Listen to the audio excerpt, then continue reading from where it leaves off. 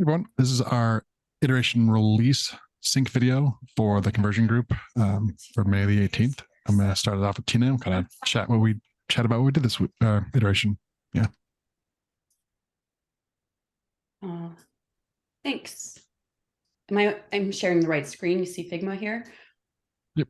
Yes, great. Okay, so mostly I've been focused on gathering both qualitative and quantitative insights to inform improvements to our homepage. That meant sifting through a lot of Rebecca Clayman's brand research outputs, working with Dennis on looking at Google Analytics and using quantum metrics, which has been pretty valuable. Little bit of a learning curve to understand how to use this tool and properly segment out things that I want to see, but it's given us a lot of information to kind of validate what we think is working and not working, and also a lot of what Rebecca is saying can be improved for our messaging. So from there, I also did a bit of competitive analysis, looking at what's happening in the competitive landscape. And from there, created some wireframes. So these wireframes are mostly oriented around business, like each section, looking at what the business goals are for that section and what a customer's motivation might be. I'm not going to go through section by section because we're still working on refining this.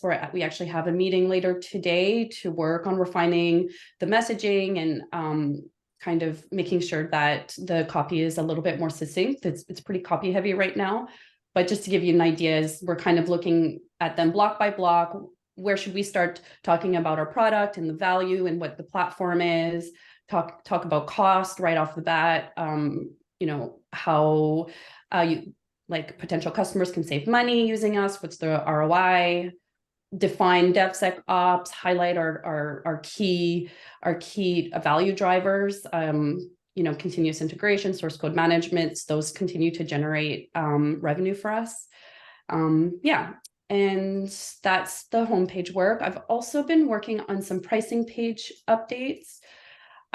We've got GitLab dedicated deployment option coming our way, and there's also an ask to maybe look at removing this this deployment modal. So one idea was to perhaps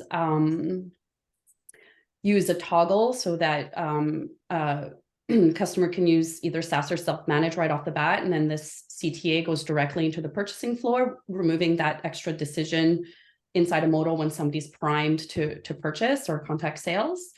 There's still a lot of conversations around where GitLab dedicated should fit into this, so that's still very much a work in progress.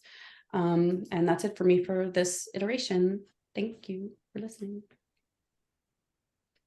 Oh, Miracle, you're next. Oh, okay.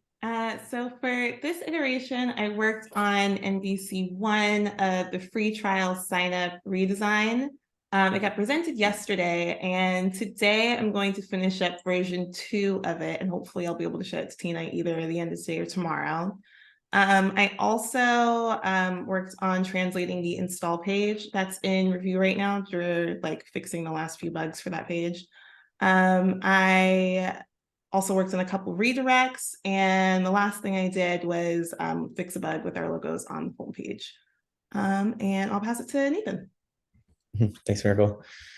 So last iteration, removed LogRocket from www and buyer experience. So just a few stray imports and stuff left over. Also the open graph tags, they work in review apps now. Actually, this is mostly Justin. I just put the MR together, but good find. So now the OG tags actually work. Same with LinkedIn, Twitter, a few other sites where they weren't working before. Actually, no, Twitter always worked. I think it's just LinkedIn. And then because of that, fixed the Atlanta World Tour LinkedIn preview. Then there was another bug where artifacts were getting uploaded, so pipelines weren't working. So I had to trigger a manual pipeline. Fixed a bunch of higher priority 404s. There's a bunch of customer case studies that were 404ing. So got rid of those or redirected them to the proper place. And then did another round of cleanup in www. So I think it was another 5,000 lines or something, and hundreds of files. But the majority of it was spent investigating the CMS and how it's going to integrate into the buyer experience and our workflow with localization. So I don't have much to demo just because it's like I have 2 sample projects set up, but right now I'm kind of looking into localization. So how's localization going to work with the CMS and also assets? So will they be hosting our assets? Can we manage them? Can we edit them within the tool?